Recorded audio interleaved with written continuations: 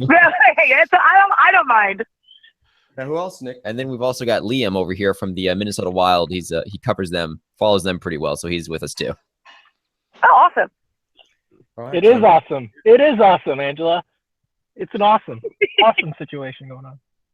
I think Liam's driving. They're all in Google Hangouts. You've called in, obviously. I'm at the parking lot. I'm in a parking lot at my gym. I rushed through this workout just because I'm so excited to gloat about this year. You don't understand. Minnesota's pretty good. I looked like a madman in there. And I don't mean like I looked really cool. Like I looked like a crazy person. Like I'm someone who just got out of a mental institution, I think, inside there. Well, hopefully not. All right. So, hey, and so let's see now. Angela, do you have 15 minutes this evening? What do you have? I have whatever. Yeah, I'm also in the car, so it's whatever. Oh, okay. All right. Well, okay. And then Brad Lee, can you hang out for a little while? Yeah, I'm just as soon as we're done, I get to go in and eat dinner. So they just started eating dinner while I walked in here. So whenever you guys wrap up, I'm cool. Okay. All right. Well, sounds good. Nick, you want to start the show? All right, we'll go ahead and kick it right off right now. All right, you're listening to Season 2, Episode 11 of Toast Dispatch Radio with Nick and Nick. Today's episode is brought to you by Play It Again Sports. Play It Again Sports is your home to buy and sell both used and new sports equipment and fitness gear. Follow them on Twitter at PlayItAgainIL to stay up to date on their latest deals and news. This episode is also brought to you by John P. Fields in Clayton and the Geyer Inn in Kirkwood. Both are great places to go before, during, and after the game. Check them out the next time you go to a Blues game. Now, just before we start everything, I got to throw this out to all the local St. Louisans, Angela, Brad. Who hasn't been to Play It Again Sports before? You've been there, right? Oh, I've been there tons of times. Yeah, absolutely. Save some money? Always save some money. That was my brother's go-to place when he played high school hockey. So you got to love Play It Again. There you go. That's great. All right. Well, we got a great episode coming up today. We've got lots of stuff to talk about. We've got Hutton and the Blues shutting out the Penguins. We've got Brodziak, Barbashev, and the MLS proposal moving forward. That's all exciting. And we've got some great guests today. We have Angella Sharpe, who is multimedia journalist and in-game host for the St. Louis Blues. So we're very excited to have her on. We also have Brad Lee, who is the head honcho of the St. Louis GameTime fan-run paper. Good to have him on. And Liam Goff, Minnesota Wild fan and still smugly aware that his team is in first place in the Central. Ooh. In the Western Conference, not to be too smug. He's already on it. So, Angela, we're going to start it off with you today. And, of course, if anybody else has any questions or anything they want to say, feel free to hop in at any time. Well, we were looking at your resume. You've got a lot of stuff that you've done in the St. Louis area. We wanted to ask you about that a little bit, hear what you've done, and how you got started with the Blues. It's kind of an interesting story. I don't really even know how it all happened, to be honest with you. So there used to be a little TV show.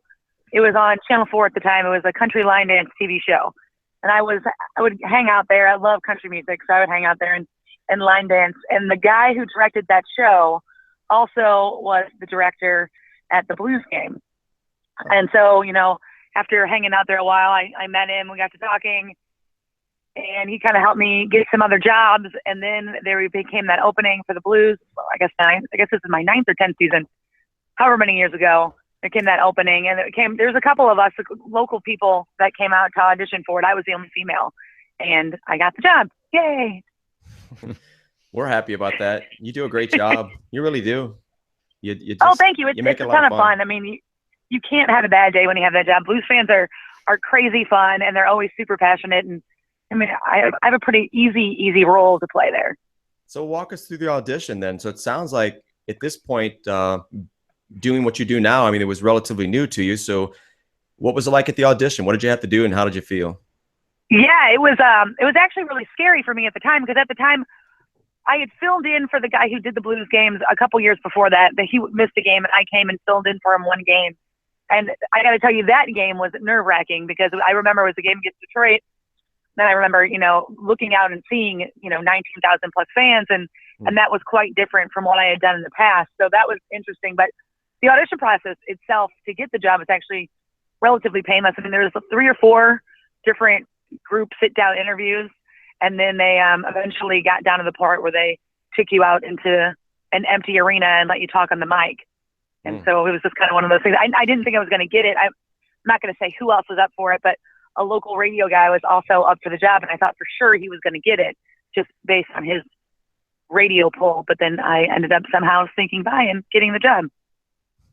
So I'm guessing, do you have like a nervous energy at times that you kind of change, that you convert into, what was I trying to say? You're trying to say you're trying to channel nervous energy. Energy gets channeled into excitement for the product or the team or whatever. Is that part of what you do, you think, at times? Or are you not nervous anymore? There's definitely times I'm more nervous than others. I would say right now I'm more nervous than I usually am. The more people that are around, the less nervous I get. The less people, the more nervous I get. But yeah, I mean, there's definitely you get excited about certain things. Like the first time I ever interviewed Brett Hall, super excited. Like, I loved him as a kid. So to be able to interview him, I was, super nervous about that. And it ended up turning out decently enough that now I can almost consider him a friend, which is crazy. Yeah, that's neat. So you get the job and your first game comes. How long did you have to wait before the first game? Was did a month go by that you had to think about it, or what? No, it was very strange. I did the preseason that year that I started. I did a couple preseason games. They still didn't tell me I had the job. It was like, we're going to do the preseason and then we'll see. Then I didn't hear anything for a little while, and a home opener was coming up, and I was like, well, I guess I didn't get it. So I called the guy at the time who had hired me. He's no longer with our team, but I called him and I was like, so I guess I didn't get it, but if you need anybody, and he's like, oh, I forgot to tell you, yeah, you got the job. So I didn't have time really to get nervous before home opener of that season. Okay. So, we've already mentioned how, I think everybody would agree that you just do a great job, but, apparently some other institutions or let's see here. I'm looking at your resume, and the Information Displays and Entertainment Association's Golden Matrix Awards, kind of a long name there. You won some awards, so some other people think you're doing a great job. Yeah. It's always nice to be, recognized for what you do. That was for the interactive game that we used to play at the Scott Trade Center. It was the one where the games kind of like the prizes screened across on the screen, and you took a picture of whatever you got. Either it was something great like autograph stick, or it was something awful like pie in the face. So it's always cool to be recognized by the rest of the group, if you will. Sure. So you get settled in, and you've been doing this for 9 or 10 years, like you said. And now I'm guessing there's been some hilarious moments for you. Now, I know there's a lot of times when we go to the games, we see you're doing an interview with someone, and at the end you give them something to say. You might say, "Now let's hear a big Let's Go Blues," right? And then they hopefully every time do that. But give us some situations where they just didn't follow the script. I know what you're getting at. You're getting at the one time someone didn't follow the script. Oh, is it just one? I don't know. I didn't know. Oh yeah, there's one time someone did not follow the script, and I mean, for the most part, I'm pretty usually a good read on if someone's going to completely go rogue or not. And this one I just read totally wrong. We had Brewer at the time, and I said, "Can I get a Let's Go Blues?" And the guy said, "Let's trade Brewer." Oh. So there's no delay. My face dropped, and a friend of mine happened to be at the game, and she was taking photos of the Jumbotron. I was on it. So she happened to get it right at the moment where I heard what he said. And so my face was just like really sad. And he got a response from the crowd, and I'm sure that's what he wanted at the time. Yeah, well, that's I can imagine that's funny if we weren't you. Exactly. I was so worried at that moment. Well, what do you got, Nick? You got any questions? Anybody want to ask Angela anything? Want to jump in, Brad? Nope. Everybody, Angela. What? Bye. Hey, never. How? So this is Brad from GameTime, the paper we sell outside the games. Angela, why don't you tell them about how you discovered us? I think it was a Lucky Puck Shuffle contestant, right? It was a Lucky Puck contestant because you guys put. At the time, it was easier. It was super easy. It's still pretty easy, but it was super easy at the time. And there was a pattern to it. So if it was, I don't remember, if it like hit one, it was, and you guys always knew what it was. And somebody showed me the paper. It was, the pattern for Lucky Puck Shuffle was wherever it started, you subtract one, and that's where it would finish every single time. And we put that in the paper. What a mind. How did he they figure put that it in out? the paper so that everyone would know. And somebody showed that to me, and I was like, well, now I got to read this paper. And then I read the paper, and my name is spelled with 2 L's. My mom did that to me. I didn't do that on my own. And then you guys started putting like 4 and 5 L's in my name, and so then I decided that, and making fun of me, so then I decided I was going to read, and apparently love you guys. Apparently, if you make fun of me, I then love the paper, because now I love the paper. All right. Well, I just want to step up and say real quick. I just want to say real quick that, of course, if you haven't heard of Game Time, check them out for sure. Great fan-run paper. You can get them outside the stadium, and they've also got a Twitter account and a website also that you can get a hold of. So great experience if you're a Blues fan for something to add to the game. Well, Angela, if you're comfortable in talking about being made fun of a little bit, I wanted to ask you, so what about Sharpe and Sharpie? Were you ever Sharpie as a kid? Did anybody try to get you with the Sharpie?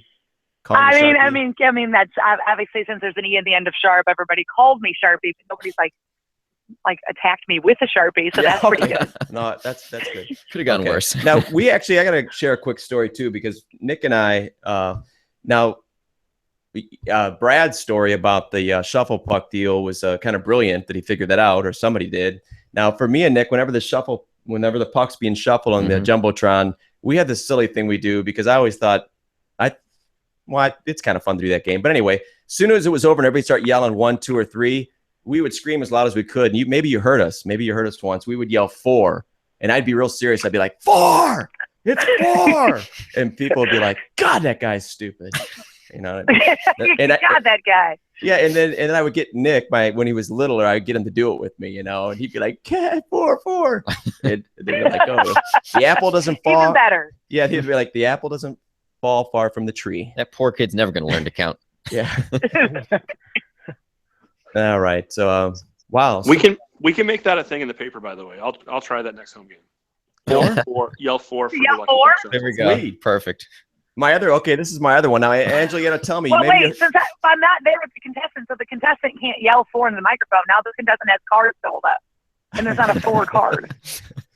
Okay, I got one last stupid thing, and I'm going to make sure I don't talk too much more. So my other dumb thing we like to do at the game is, and maybe you've heard this, maybe you heard this, you actually did 2 other stupid things. Okay, I'm stopping on this one right here. But I love to do this one in the third period at the end with 1 minute left, about 1 minute and 7 seconds left. I get up, especially if it's a bad game and they're losing, I'll get up and yell as loud as I can. I'll be like, how much time's left in this game? And then Tom Calhoun, 1 minute remaining. And then I'll go, thank you. Anyway, maybe you heard that. I don't know.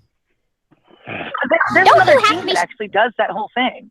What's that? There's another, I don't remember what team it was, but I've been somewhere where most of the crowd yells, how much time's left? Oh, great. Yeah, Winnipeg? I want to say that's Winnipeg. Hey, I am. I think that is Winnipeg. I think Liam's got that. I think it's Winnipeg who does that. Yeah, I've heard him do that, I think, when Minnesota's thrashing him.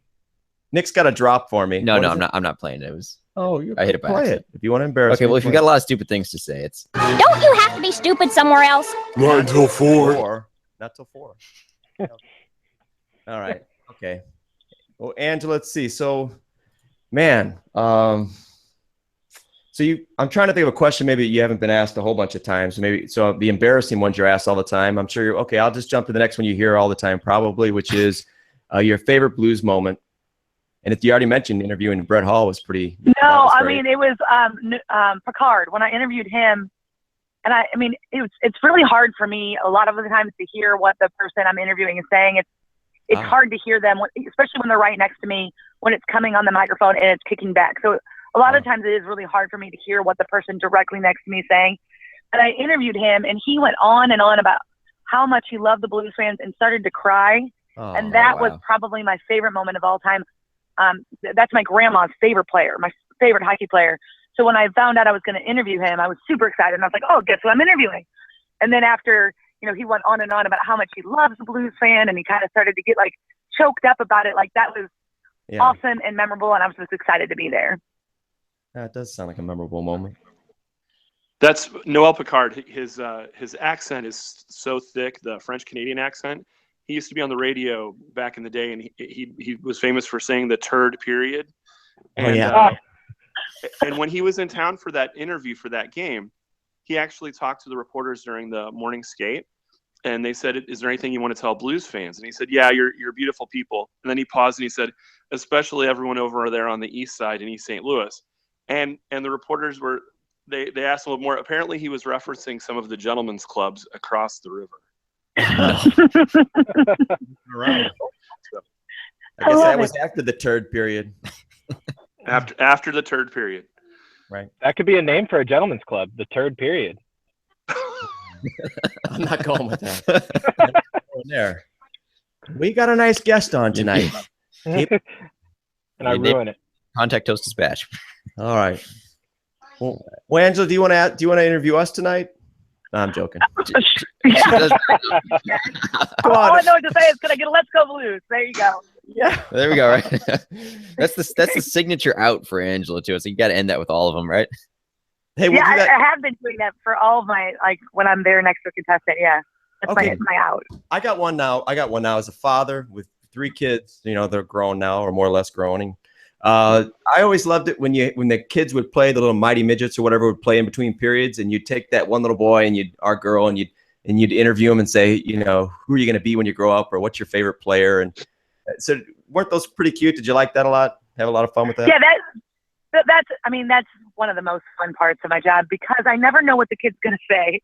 So, I mean, I kind of talk to the kid before we go out there to try to pick it out going on. But past that, I don't ask them any questions. So when I'm asking them out there on the bench, you know, what are you going to be when you grow up, or who's your favorite player, I'm just as surprised as anybody else. But what I like most about that is, I mean, that's going to be some kids' probably most important moment, which sounds super weird, I know, but like, you got to play at the hockey game and you got interviewed in front of 19,000 people, and I get to be the one holding the mic while they get to be interviewed. So I think that's kind of cool. It's always a fun moment as a fan to see that too. I think one of my favorite ones was the little kid was interviewed. And it's like, I think it was like, who's your favorite player? And he took his time. He thought about it. And I can't remember if he said David Backes or Ryan Reeves. But he said one of those. And he said, oh, well, why Ryan Reeves? Like, because he fights people? Yeah. I mean, they'll tell you the honest truth. I had one recently where I said, oh, you know, when did you start playing hockey? And he answered. And I said, well, why did you start playing hockey? And it was like, his answer was like, because I'm bad at soccer. And I was like, okay, then. Like, truth. That'll get a big cheer from the crowd. That's great. Yeah. Now, a lot of the in-between period entertainment that goes on that you're emceeing, a lot of it's really fun to watch, but there's certain events that it looks like they'll bring in one year and it just doesn't work out well. Is there one that you remember that you're like, God, who came up with this? Hopefully they're not listening. I mean, there's obviously games that I like more than other games, but no, I mean, I can't ever think of bad ones, but I think of like the good ones. We had an April Fool's prank where I think the guy ended up winning a car or something, and that was kind of cool, but I don't really remember. The bad ones I push out of my mind, man. I don't want to be a part of that. True, yeah, no doubt. Well, let's say the good ones. What are the ones that you think that you're watching, you're like, man, I wonder what's going to happen? Is he going to win? The thing about those games is it really depends on the contestant. Like, the games themselves are, you know, relatively easy to be played. It's how the contestants interact with one another that actually makes it fun for the crowd to watch. Like the lucky shot where we cover up part of the net and leave a little sliver where you can shoot the puck in. That game is only good if the contestants that are picked to play the game are a pretty decent shot. If they're hitting way away from the net, that's not fun to watch. We had one guy get it in once last season, actually got it in. I mean, that when he wins, that's when the crowd really wants to, you know, cheer and be excited. Sure. Hey, can I ask another question, Angela? You mentioned your love of country music. Now, I've seen pictures online of you sitting next to. It was on Facebook. Sitting next to country music stars at some awards thing. Can you tell us about that a little bit? Yeah. Okay. So I've been going to the CMA's Country Music Awards show that happens in November. I've been going there for probably 8 years or so. Long story short, a friend of a friend got me hooked up with this deal, and so I ended up getting a really good spot at the CMAs every year. And so last year, I think I was with Dirk Bentley, not with him, he's married, but sat with him. And then the year that Jason Aldean cheated on his wife, Jason Aldean didn't want to sit in the seats because I guess a lot of people were talking about his recent scandal. So I sat in his seat next to his wife, which was front row center. So I've got to experience some country music up close and personal, which is pretty cool. Oh, that sounds pretty neat. Well, gosh, I'm looking at your resume again, and it seems like you're so busy. I mean, you're involved with the Blues, obviously, and doing what you do with them every game. I'm looking and I see here the Munster ambassador team member. Yeah, so what's that I work do? for Monster on the side. So I have like 1,000 jobs, which is great. And by the way, if anybody listening is hiring for something that I can do, I'm always looking for more work. But one of the other jobs I do is I work for Monster Energy Drink, and we go out and we work Guns and Hoses, and we give out free Monster and that kind of stuff. It's really not as cool as it sounds on my resume. Brad, did your kid just run by with some Legos there? What was that? Yeah, I've got 3 kids, and 2 of them play with Legos a lot. And the middle one, Jackson, he's big into the Star Wars Legos. So yeah. And that brings back memories. That's what I did. How big is the box with the Legos? Give us a description. Is it like 16 by 16 square feet or something? Because my kids had too many. Oh, yeah. Here's the funny part. So I got my Legos from my parents that I had as a kid. So they have all those, and then the Star Wars Legos that they've gotten as kids. So yeah, fortunately most of the Star Wars Legos are put together and not in pieces. Some of them are, but I'd say there's probably we could fill probably a 4x4 box of Lego bricks. Yeah, absolutely. No, Liam, you were a Lego guy, I'm sure, right? You had Legos. Oh yeah, absolutely. Yeah, I was really into the Pirates. The Pirates Legos were really, really big when I was a kid. And my son's 14 months, so we just got him the Duplo set. So he's like starting to get into it, and I was kind of worried, like, oh man, the worst feeling in the world is when you step on that singular Lego brick, That's where I was going. Yeah. but then I was thinking to myself, well, he's got the big Duplo blocks. They're bigger, so it can't be that bad. Well, no, it's worse, because instead of the shooting pain in your heel, they're big enough where you just roll your ankle entirely now. So that's my day in a nutshell. I've rolled my ankle. I don't know. The over-under is like 2.5 times, I guess, per day on a Duplo block. And we saw your tweet on the monitor. What happened to your monitor? Was that the Lego block shot your ankle and hit the monitor? That's also my terrorist 14-year-old or 14-month-old. Yes, absolutely. He's discovered the concept of pulling things towards a shelf to climb onto something, and I can only blame myself for it, because I saw him do it out of the corner of my eye a couple days ago, and I didn't think anything of it until this afternoon. I saw him standing on it to get onto an end table. And I opened up my laptop, and it looks like a spider web. And I mean, I couldn't even blame him. I mean, he didn't know. He just wanted to get to a Kleenex box or a TV remote or something, So it's like 14-month-old Tarzan. He's climbing up the USB cable vines up the deck. Yeah, absolutely. He's slowly trying to destroy me. Absolutely. Hey, now winning. Angela, can we jump over to Brad Lee now? Would you like to hear? Yeah. Let's interrogate Brad. I would like that, actually. Perfect. All right. So we want to, Brad, I am dying to find out. Well, the first question I want to ask you is the story behind St. Louis Game Time, when it started. Where were you at? How did that all come together? Yeah, that's kind of an interesting thing. And I'm trying to hook up my phone here so that I don't run out of power while we're talking. So I'm working with cords while I'm talking to you. So this week, actually, I gotta say one thing is that for people that can't see on Google Hangouts right now, is that the way Brad's set up today is with his phone, and we get to see close-ups of his nose hair. This has been going great the whole night. I've been like, gosh, he's got a lot of nose hair. I had no idea. Well, I got to mention, I can see you guys, and instead of watching the hockey game that's happening right now, you're watching women's basketball. No, what happened? Well, I turned it on the hockey game and I didn't look. Nick put the wrong channel on. How did I put that? Isn't it on Fox Sports Midwest? No, I think it's NBC game tonight, isn't it? It's NBC. Yeah, it's NBC Sports. It was the Friday. No, it's back-to-back games. We had NBCSN. Well, okay. I blame Nick Sr. That's all on him. But now, Brad, I had to ask you real quick before you get to Nick's question. Unless I'm mistaken, I think you told me, and correct me if I'm wrong, but you weren't the original founder of Game Time, right? There was somebody else before you?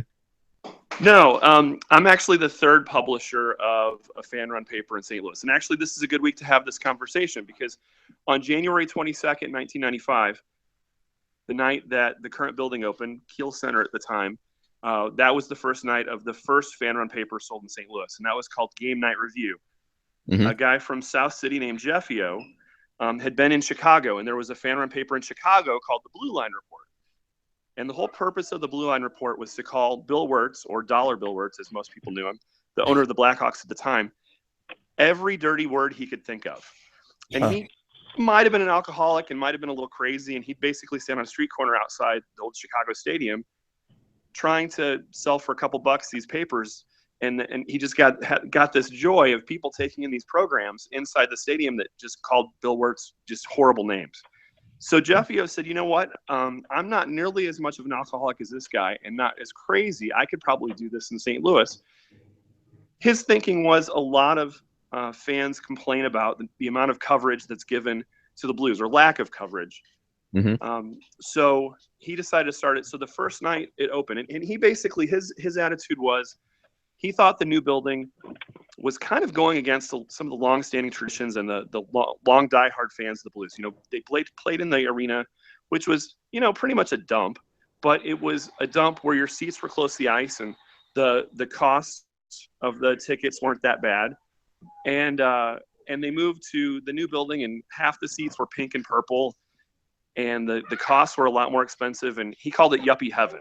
So that was kind of his take and his approach to it. So he ran it for 10 years. Then there was the season-long lockout, and he decided he had better things to do. So one of his writers picked it up, Sean Gallagher picked it up, and Jeffio asked him to change the name because he said, you know what, I've done it for 10 years, and it's kind of my baby, and, you know, I'll help you get it started, but, you know, if you could change the name, that'd make me feel better. So he started Game Time, and that was in the fall of 2005, November 5th, I believe. And I had read Game Night Review when I was younger in college and kind of growing up a little bit. And I'd get one every time I went to a game, and there were so many little jokes peppered in. And I mean, there was so much. I'd go to the game and, you know, glance at it during the game, during stoppages and stuff, and during intermission. But I'd read it, you know, like cover to cover the next day or two. So I saw in the Post-Dispatch there was a bit in Bernie's Bits at the time that said that game time was starting up. And I said, wow, that's awesome. So I made sure we went to I think the first or second game that they sold papers outside, and I got one. And there was an ad that said, would you like to become semi-famous regionally? You could write for Game Time. So I wrote 2 columns. I forget what the second one was. The first one was complaining about the music that they were playing. And some of the... Boyer, were you? Was I what? You weren't complaining about Jeremy Boyer, because that's sacrilegious right there. He was not the organist at the time. Okay. But I was complaining about Carl, the intern, who is a friend now, who has been playing music for a long time, been playing the canned music. And he actually, one of the first things I complained about there, the first time I heard Lady Gaga played at a Blues game, I complained, and they didn't play Lady Gaga for years. So they have power.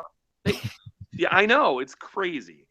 So I wrote for the paper from basically December 2005 until the next lockout, where Gallagher said, you know what, I've got better things to do with my time. So that was January of 2013, where they had the partial season lockout. And I said, I don't want the paper to go away, because I enjoy walking in with it in my hand. I flip through it. I look at the rosters. You know, we've kind of generated this circle of friends. You guys came to one of our tailgates at the alumni game on Saturday at Busch Stadium. Got to play catch back on December. Hockey puck. Yeah, playing catch with the puck, December 31st, and we had like 100 people come through the tailgate that day, and then another 100 people, some of the same people, but not all of them, on Monday for the Winter Classic. And we've just generated this community through the paper, and I didn't want to see it go away. And I really was the only one who kind of had the skill set to run the paper. I used to be a newspaper reporter and editor for 8 years, and when I got out of the business and got into public relations type stuff, I kind of was still looking for a creative outlet to write about stuff that I wanted to write about, that I felt passionately about, that wasn't, you know, just stuff in my job. And so I started writing for Game Time, and then it just kind of took off from there. And now I've been publisher. This is the 5th season. You know, I guest hosted a radio show this week on 590 The Fan, and we've been featured on Puck Daddy several times on Yahoo Sports, and there was one season we contributed to the New York Times hockey blog. Congrats! The opportunities we've gotten is insane. Yeah, congratulations on all your success. I mean, you and Angela, but I mean, your success that you've had, the synergy, the buzz. What do you think has got all that traction that's come about? Is it just everything just came together at the right time for you? What do you think? I think the timing, yeah. So I mean, we started our website in 2006, and to think about that doesn't sound that long ago, but consider that most people didn't join Twitter until 2009 at the earliest. Mm-hmm. I mean, that's 3 full years before we joined Twitter that we had the website. And we weren't on Facebook at the time, and now you see all of the social media buzz that you can generate, and we've got more than 8,000 followers on Twitter, and our presence on Facebook isn't nearly as strong, but there is a big difference between fans on Facebook and Twitter, and I think our readers are more the Twitter type of fans than the Facebook fans. That's the same. You get what I'm saying? You're saying that was code for Blues Lounge. Yeah, Blues Lounge. I think that might have been code for the Blues Lounge. It might have been. That was. Because I was going to say that I thought that the way that Game Time, because I knew, like you said, there've been three people that headed the St. Louis Game Time efforts, and I thought the way it was transferred was like you had someone that was the head. He was like the emperor of Game Time. Someone else would come up and they'd kill him, and then they'd inherit Game Time. And so you killed someone, and then you inherited Game Time, and you're running it from there. And you need to be on the lookout to keep someone to sneak up behind you. I got to add to that, Nick, that history is written by the victor. So history is written by the victors. So kind of like the king is dead, long live the king type deal. You know what I mean? Exactly. Sure. Actually, that we have a different analogy, and it's worked the first 2 times it's been handed over.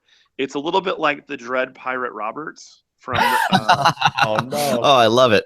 From Princess Bride, yep. So from the Princess Bride. So you find a guy that you think could be the next Dread Pirate Roberts. You train him, and then at some point you hand him the reins of the ship and the steering wheel of the ship, and say, okay, you're the next Dread Pirate Roberts. Mm-hmm. It's just a name. It's passed on and on. Inconceivable. Inconceivable. Never mess with a Sicilian when death is on the line. Angela, do you have a question for Brad? I have all the questions for Brad. We're going to let you heckle Brad for a little bit here. I'm not going to heckle Brad. I really like being made fun of in the paper. When it's not horribly rude. There's a couple of horribly rude times when I started that I didn't care for, but we got over that. And I really like the paper. Brad, before you're putting out the paper, you have all these different people. Are you monitoring what they're saying, or can the people that you have writing for you just write whatever they want? Good question.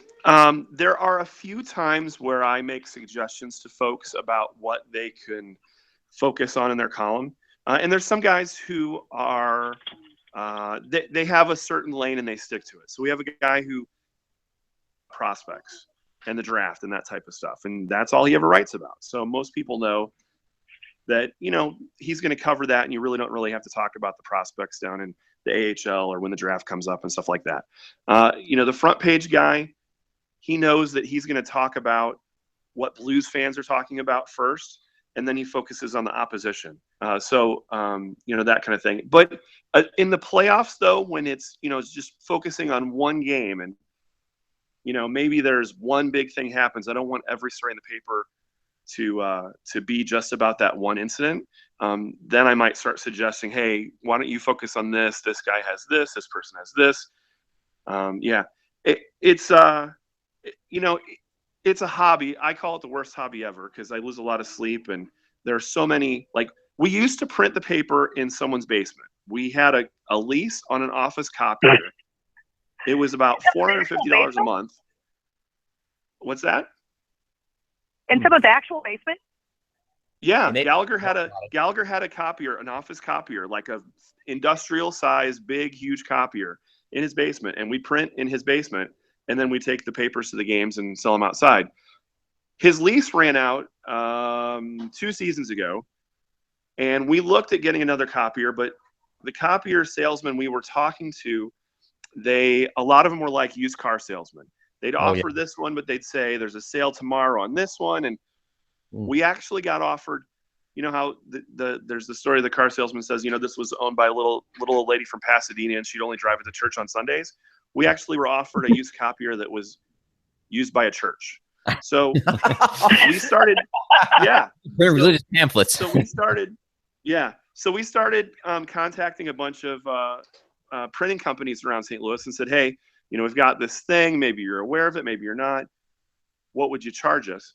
And we got a really sarcastic email back saying, I know who you jerks are, so to speak. I'm a reader. I'll take care of you. And so there's a company called Copytech that in St. Louis County that we print during the week. And then there's a Minuteman Press location on the weekends in St. Peters that we print with. And I mean, when we had the copier in Sean's basement, we used to buy $50 worth of staples. That blew me away that we had to spend $50 on staples, and that wouldn't even last the whole year. So this copier, going through the copy companies the printing companies has been so much better. Hey, I got to interject a couple things here with everything you're telling us, Brad. So now with the I'm so glad you didn't. And if you would have got the printer from the church, I can't help it in picture like the first copy sitting on the copier and like smoke coming off of it, like when the devil gets the cross on his on his chest or something. I see smoke coming off the paper, so I don't think that ever would have worked out. Now, second, as far as the content, which actually all your writers and what you do and the work you do is great, obviously.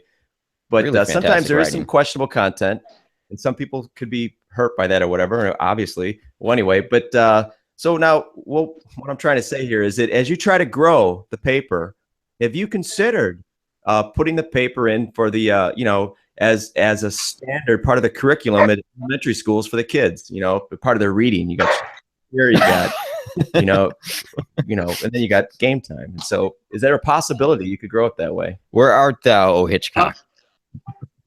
It's funny you should talk about the language. So my eldest is my daughter, Lauren, and she is 11. She's in 6th grade now. And she has been wanting to read. She had been wanting to read the paper as soon as she could read in kindergarten, 1st grade. And it got to the point where we said, okay, you can read this page and this page and this page. Do not look at any other page. And then as she got a little bit older, we said, okay, you can read this, but stay away from this page. And so I think now it's pretty close. She can read almost anything in the paper. We have one columnist who goes by the name Drunk Girl. Drunk Girl probably works the most risque sometimes. Okay. She had, about a month ago, she had a whole story about how she was drinking beer, and she writes about beer. So she suggests a beer for each period of the game, and pregame and postgame. And she sometimes writes about The Bachelor and dreams and all sorts of stuff. So this time that she was writing, her and her friend were sampling different beers, and they were giving their recommendations on the beers. And her and her friend were coming up with a fake adult film script involving blues people. Oh no! Jesus. Yeah. So I did not really let her read that one down. But right. we have a warning. We have a warning on the bottom of page 2 that basically says, "Hey, this is a hockey paper, and they use bad language at hockey games, so you better effing get over it." Right. Kind of thing. So no, I hate kind of our attitude. But we do have Liam with us as well, and we've been trying to get him on for a long time. We promised to get him on here, and he's in a bit of a time crunch, so we do start wrapping up here pretty shortly on the show. But we're gonna hop over to Liam, and this is now the part of the show where Liam, we've been trying to do this for a couple weeks now. This is your time, Liam. Your time to shine. He's gonna gloat about the Minnesota Wild in all their glory right now. The Western Conference leading Minnesota Wild, sir. Mind you. Well, I for one welcome our new Minnesota Wild over. I got to throw in one thing. St. Louis Blues Angela and St. Louis Blues Game Time Brad, help us out now if he gets too wild here, okay? On us. All right. Well, the thing is I'm gonna come on here and gloat, and then we're gonna get throttled tonight. You know what I mean? That's what's gonna happen on national television. I'm hoping. All right, come on, let's hear it. Give it to us now, because your team is doing really well. Yeah, they're doing really, really well, and it's not even like a fluky year. It's consistent. It's like even if they get down by 2 or 3 goals, we've battled back. We've given up leads and we still win. I mean, it's the best team I've seen for this franchise ever. And statistics back that up too. It's the fastest we've ever reached 65 points. It's the fastest to 30 wins. It's all sorts of milestones that we're breaking, and we're doing it with, quality play too. I gotta throw this out real quick. Now, all of that means that you got a first round exit in the making. If you're I don't know about that. It can happen that way sometimes. Yeah, I don't know about that, because I still feel like they have this chip on their shoulders still. They're still, they're leading the conference, but teams like the Blackhawks, San Jose, they're still getting a lot of the cred. So I feel like you can carry that chip on your shoulder into the postseason. I think that chip probably is something. They're probably still ticked off of Yo. They're like, God, I hated that guy. I don't think they did. I think they really liked Yo, but I tell you what they liked more, and that's Bruce Boudreau. You can just tell in the locker room the things they say. They're constantly crediting him for line changes he makes during the game, and he holds player only meetings, one-on-one meetings. He did the same with a winger of ours, Jason Zucker. Zucker came to him early on in the season when he was struggling and just kind of said, I don't quite get what's going wrong. Can you help me out? And he just flat out told him, you're not skating hard. You need to start going north-south and getting pucks deep. And since then, he's been a point per game player in the past 25 games. I love him, bro. He's a real player's coach, is what he is. Yeah, he is. And that every single coach in the NHL is hired just to get fired. He's got 8 division titles in 9 years, but and everyone kind of points to his Game 7 losses in the postseason, but at the same time, hockey is such a sport where Game 7 can go any way. He's lost a couple of those games in overtime. A puck doesn't bounce one way, and we're talking about a Stanley Cup champion, Bruce Boudreau. So. Hey, Nikki, can we get our in-game sponsored update? Who's our in-game update sponsored by? Because right now, I just got to mention real quick, the Blues are up 6-0, and go ahead. Okay, let's go.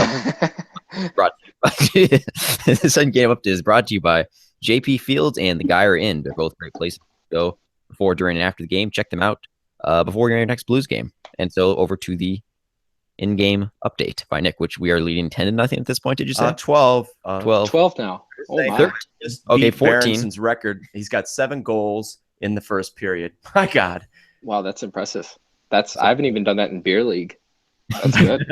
NHL 17. So yeah. What's that? Well, it's kind of like a soccer game right now, Nick. I think it's 0-0. 0-0. 0-0. 0-0. Yeah. Love. Now, Liam, you guys are getting an MLS team in Minnesota soon, aren't you? We are. Yeah, we are. Yeah, the Minnesota United. That's right. United. And so on the St. Louis front of that, we had some exciting news today. The MLS proposal was shot down and then revived and passed. Yay! In a time period of all just 1 hour. So originally shot down is a vote of 6-2 again.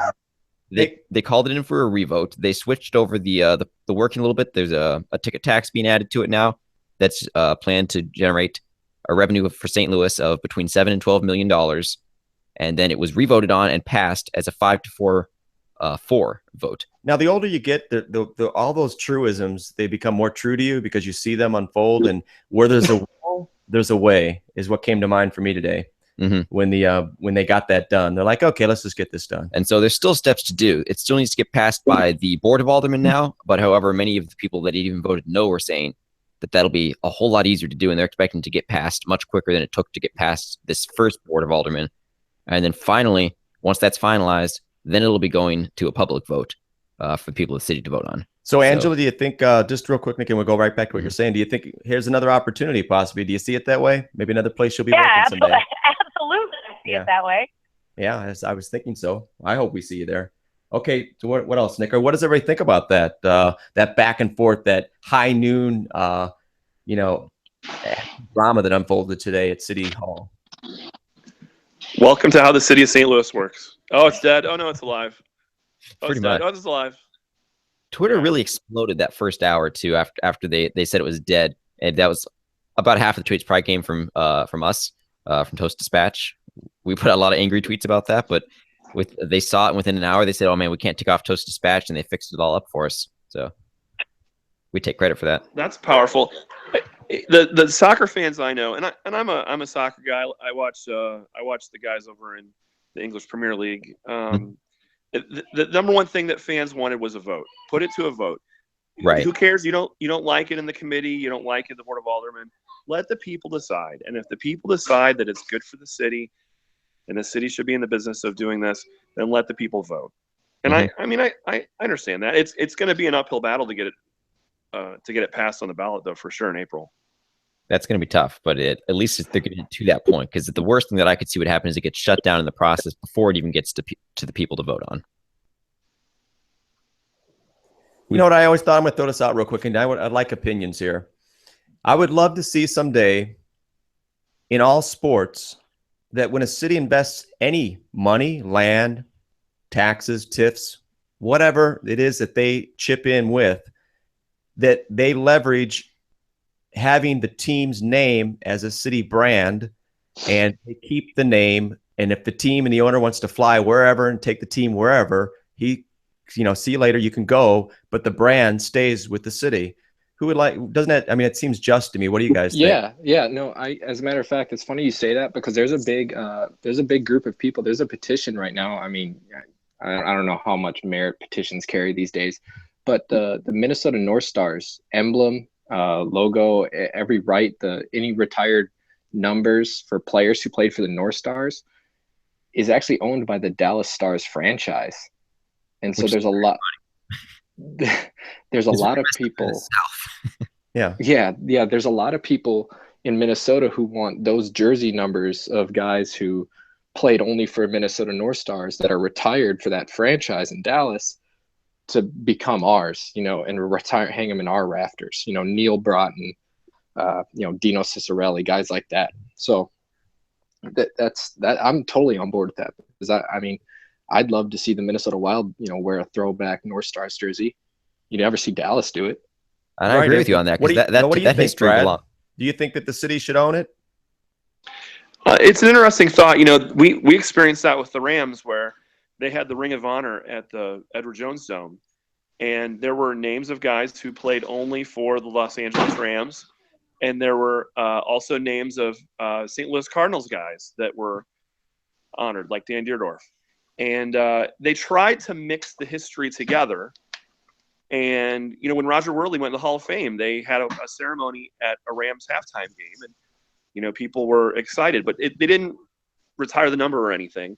But yeah, and then, the Rams leave, and all that stuff goes back, and I don't know, it's definitely weird.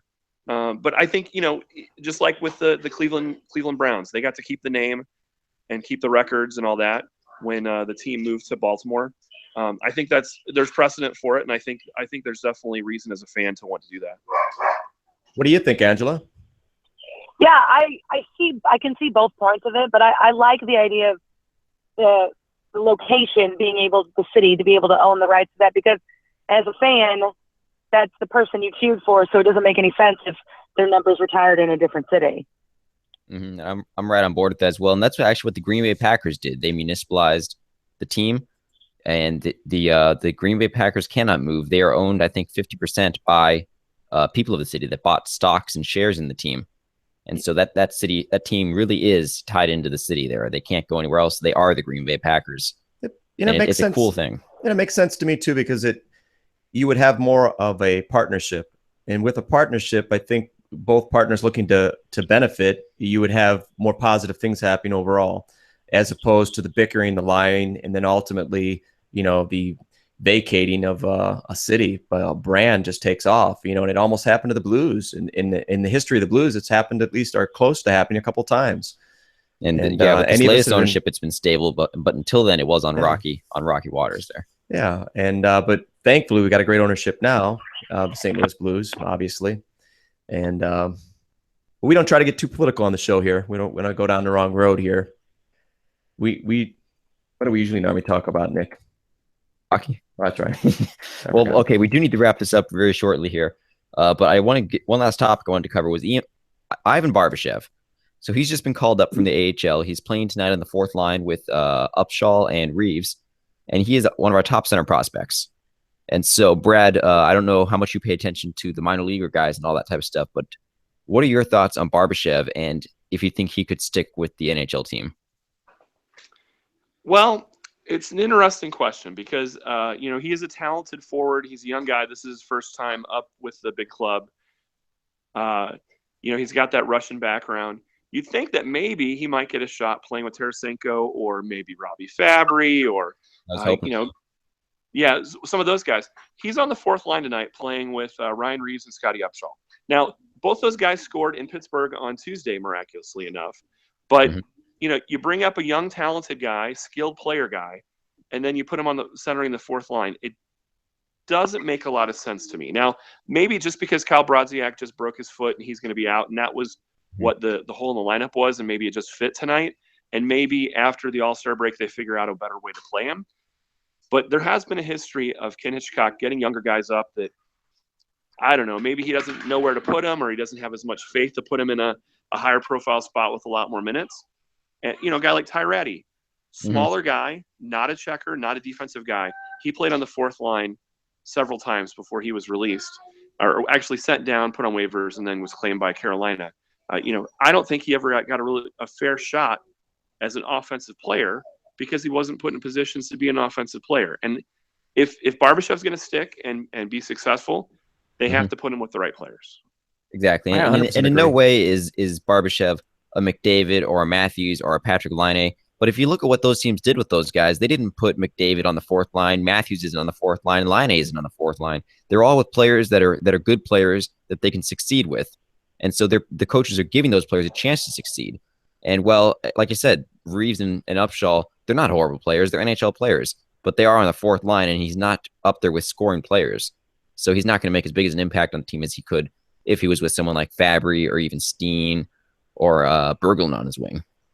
Yeah, there's two Don't sides. You think it's a little bit of a kind of a way to go to get his feet wet? I mean, it is his first time up, so it's like baby steps. Like, here you are, you can play on this line, see what you can do in this line, and if you show promise, we can move you up to a different line. And you are right. That definitely is the flip side of it, because you don't want to put a player in a situation that's too much pressure, too fast, and have him be blown out of the water. So, like Angela said there, starting him on the fourth line can be a good way as well, just to work him into that lineup. I think Brad has a valid point in that, in a broad sense, that many players get pigeonholed, and their offensive abilities don't ever get to be fully developed, and the opportunities aren't there for them to be that guy. And sometimes I've seen over the years that players get pigeonholed. Not that this situation with Barbashev is the case, but I've seen it happen, which is unfortunate. But from a coach's perspective, you can understand how he has to figure out, where will this guy best help the team, in what position? How can I use him when I take all these pieces and put them together as a puzzle? Where does he fit best? But it seems like a lot of times, I guess the best coaches always put the pieces together perfect with the puzzle for the team, and I guess that separates the coaches that aren't as good, that sometimes can't get those pieces in the right spot. Yeah, I'd agree. And it's a question of younger guys, do they get a fair shake? And I think Ken Hitchcock, it seems like that when he puts his roster together and his lineup together, he has certain roles, and a lot of times guys, by their shape and size, the mold of the guy kind of determines what they do. And when he gets a guy that doesn't really fit that mold, he kind of struggles with how to utilize him. And I will mention that Angela is the person on the call that stood up for the Blues the most, and she's an employee of the Blues. I just think we should mention that. Well, any conflict of interest? That's true. Well, come on. No, we don't need full disclosure here. Of course, Angela, rightfully so. She is the MC. She does. So we're with can't you, have her Angela. on here bashing. We're the Blues, okay yeah. if you're a homer right now, and we're all homers really. So that's fine with us. But hey, you know what? I'm gonna throw this out. I'm actually gonna go play hockey in about an hour. I got a game. Nick the goalie. Yep. So I'm going to blow out. And with that, I want to say this real quick, Angela, thanks so much for coming on the show. And Nick's going to talk to us for a couple more minutes. And Brad, thanks so much for coming on the show. And you guys have been great guests. And Liam, you too, man. And we'll catch up with everybody later. Thanks. All right. Yeah, that'll wrap it up for us on Toast Dispatch Radio. We'd like to thank everybody for coming on. Of course, you can always follow Angella Sharpe on Twitter at Angella Sharpe. I love it when people make their Twitter handles just their name. It makes it so easy to get these off. So thank you. So for easy that, to find me. It is. You can, of course, also find her at the Blues games. If you go wanting to see a Blues game, you'll see her on the Jumbotron up there. Yeah, also, come say hi. Yeah, come say hey to Angela. And then Brad Lee, thanks for coming on. Check out St. Louis Game Time. Follow them on Twitter at St. Louis Game Time. You can follow Brad on Twitter at GT Brad Lee. And buy their paper. They sell them outside the Blues games, outside Scott Trade Center before every Blues game. You can, of course, follow Liam on Twitter at LC 2.0. And follow us on Twitter at Toast Dispatch. You can check out our website, toastdispatch.com, and subscribe on iTunes, Stitcher, and Google Play. Thanks for listening, everybody. All right. Thanks, Angela. Hey, thanks for having me on. Appreciate it. Oh, it was a great time. Thanks for coming. All right, bye. All right. We'll see you.